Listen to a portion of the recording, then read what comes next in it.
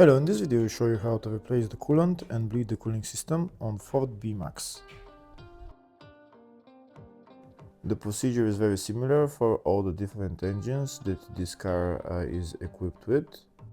In the video I will show you how to replace the coolant. To drain the coolant you need to go underneath the car and there is a drain plug on the radiator, or if there is no drain plug you need to remove the lower radiator hose.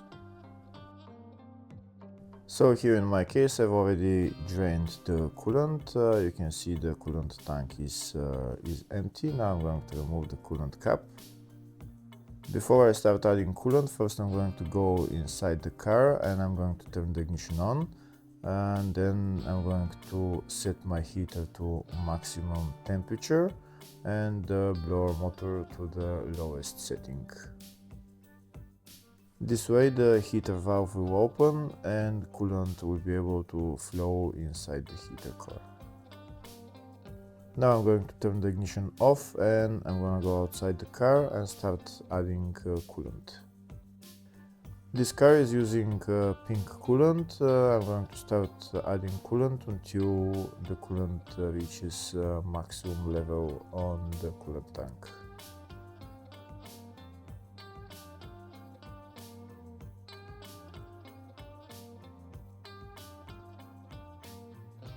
We can see as I'm adding, it's continuing to drop because air is coming out. If the video is useful, please like and comment on the video and subscribe to the channel to see more videos like this.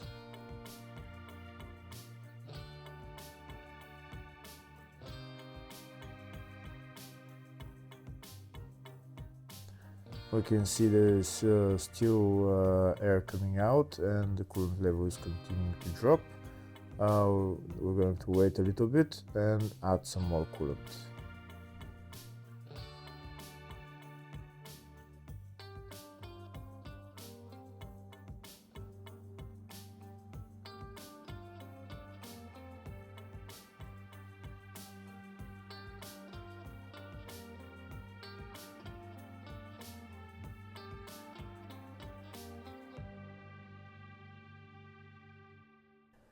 Here we can see there's still air bubbles coming out and the coolant level is still dropping, so we're going to wait a little bit more and add some more coolant afterwards.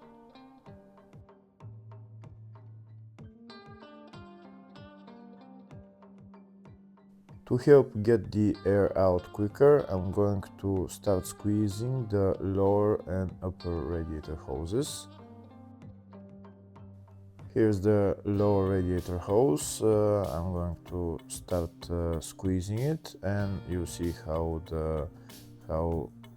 there is going to be some air coming out and the coolant level will drop. Squeeze it like that for a while and you'll see how the coolant will start dropping. After the coolant level stops dropping while pressing the lower radiator hose, start pressing the upper radiator hose as well, and then add some more coolant afterwards.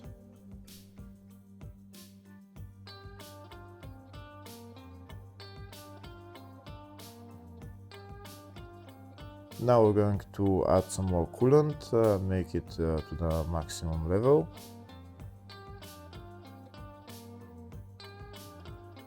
Now that coolant is to the maximum level, I'm going to remove the funnel. I'm not going to put on the coolant cap, I'm going to leave it out and I'm going to go inside the car and start the car.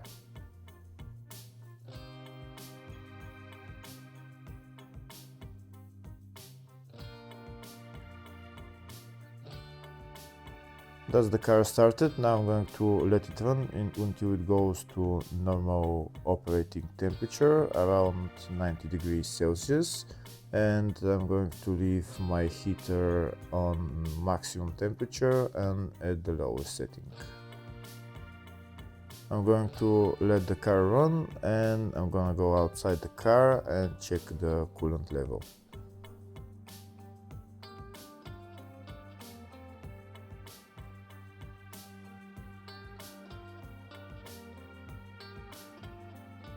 Here we can see the coolant level dropped a little bit, so I'm going to add some more coolant until it reaches maximum level.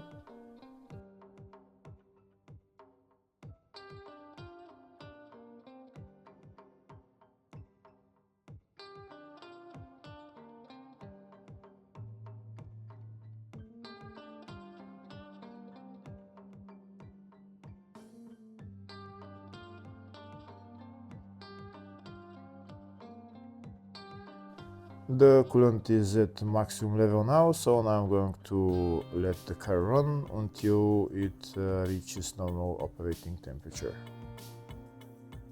Once the car reaches normal operating temperature, the heating should start blowing hot air. We can see now it's at normal operating temperature. If it's not blowing hot air yet, maybe rev the car for at around 2000 RPM for couple of minutes until it starts blowing hot air.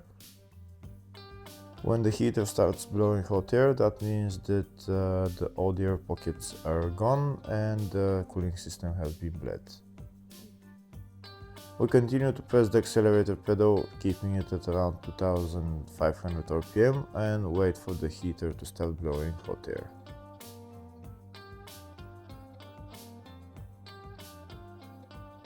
Once the heater starts blowing hot air, we can release the accelerator pedal.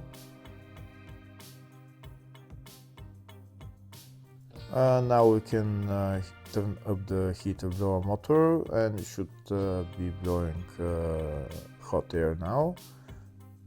So once the hot air starts coming out, that means no air pockets in the cooling system, and the cooling system has been bled.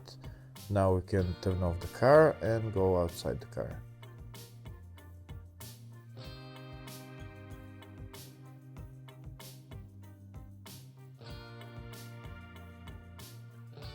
We're going to check the coolant level. We can see it's at maximum. If it's not at maximum, you can add some more and then put the coolant cap on and tighten it. Very important, when the car gets cold, check the coolant level again, and if it needs to be added more, just add some more. Next, I'll show you the whole procedure in the service manual of the bleeding procedure for this car. Hopefully the video was helpful. Please like and comment on the video and subscribe to the channel. Thank you.